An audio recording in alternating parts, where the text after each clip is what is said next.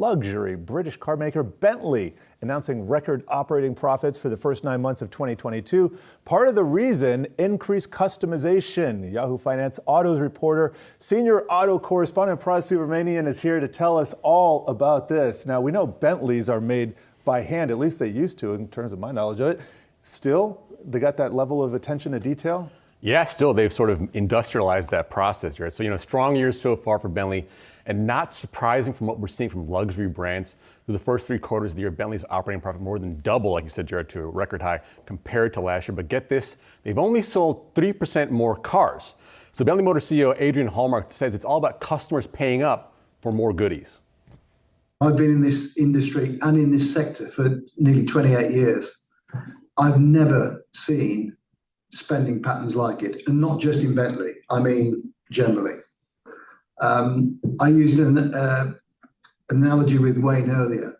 If you walk down the line of our production facility, even 3-4 years ago, you'd see line upon line of grey, black, dark blue, dark green cars, and the occasional red one. And it was like a dark, somber, conservative place.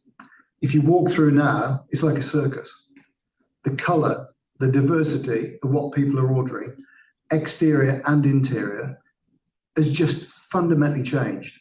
So there's more customers out there, and they're way more interested now in self-expression and in personalisation. And the second thing is what we've done with the product range.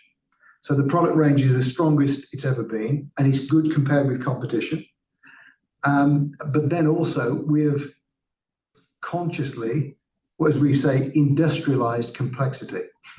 Rather than bringing the number of variables down, we've looked at it and said, right, we know if we can do more for customers, they invest more in the product and we might make more money. Hallmark says they don't make more money from more horsepower, but out of more stitching, more leather, and more wood. I asked Hallmark about the luxury buyer and why they seem so insatiable right now. And he said part of it is because the company's research finds that the number of high net worth individuals has been growing over the past 20 years to the point that there's 4 times as many compared to 20 years ago. Price inflation, Pras. I guess there's a little bit more to it than that. But let me ask you about their EV plans. We've seen all the big manufacturers take the leap, and sometimes with great results, sometimes something else.